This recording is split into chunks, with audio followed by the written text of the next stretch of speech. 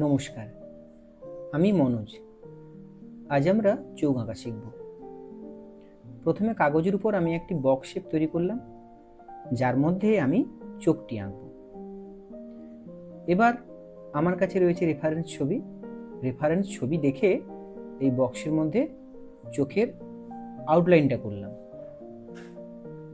এবার চোখের মধ্যে যে হাইলাইট অংশগুলো রয়েছে সেটা আমি ধীরে ধীরে মার্ক করে নিলাম শেডিংয়ের আগে। এবার এই ছবিতে চুলের যে অংশটা রয়েছে সেটা আমরা করব। ফার্স্ট 4B পেন্সিল দিয়ে আমরা প্রথম লেয়ারটা করলাম। ধীরে ধীরে পুরো লেয়ারটা আমি কমপ্লিট করলাম। এবার আমার কাছে রয়েছে makeup brush, soft makeup brush, যেটা দিয়ে আমি হালকা করে একটু ব্লেন্ডিং করে ফেললাম। এবার আসবো আমরা সেকেন্ড লেয়ার শুরু করলাম 6B পেন্সিল দিয়ে। 6B পেন্সিল দিয়ে লেয়ারটি কমপ্লিট করার পরে আবারও মেকআপ ব্রাশ দিয়ে আমি ব্লেন্ডিং করে ফেললাম। এবার আসবো ফাইনাল লেয়ার 8B দিয়ে। একইভাবে 8B লেয়ারও আমি কমপ্লিট করে ফেললাম। এবার যেটা আমাকে করতে হবে, আমি হাইলাইট করব। চুলের যে সমস্ত হাইলাইটগুলো আছে আমি মনো ইরেজার দিয়ে হাইলাইট করলাম। তারপরে আমি কিছুটা পেন্সিল পাউডার তৈরি করব এবং মেকআপ ব্রাশ দিয়ে চোখের চারিদিকে যে বেস লেয়ার সেটা তৈরি করব।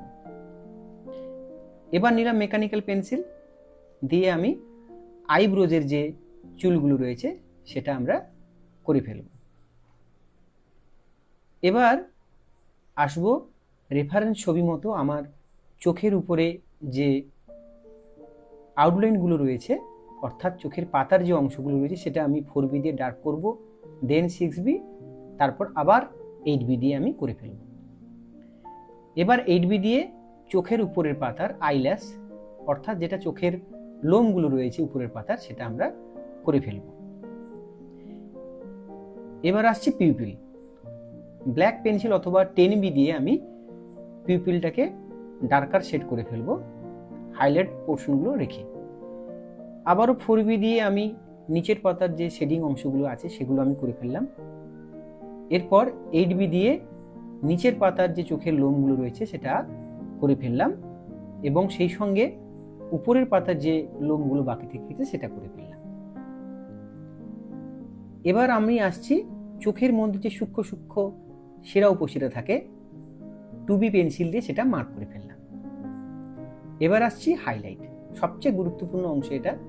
হাইলাইট দিয়ে চোখের ভেতরে যে জায়গাগুলোতে আলো রিফ্লেক্ট করছে, অর্থাৎ হাইলাইটগুলোকে যদি খুব ভালো করে দেখাতে পারি তাহলে একটা রিয়েলিস্টিক ভাব আসে। এইভাবে আমি ইলেকট্রিক ইরেজার দিয়ে এই হাইলাইট পোর্শনগুলো করে ফেললাম, যাতে চোখের মধ্যে যে সামান্যটুকু জলের রিফ্লেকশন থাকে সেটা সহজে বোঝা যায়। আর এই হলো ফাইনাল রেজাল্ট।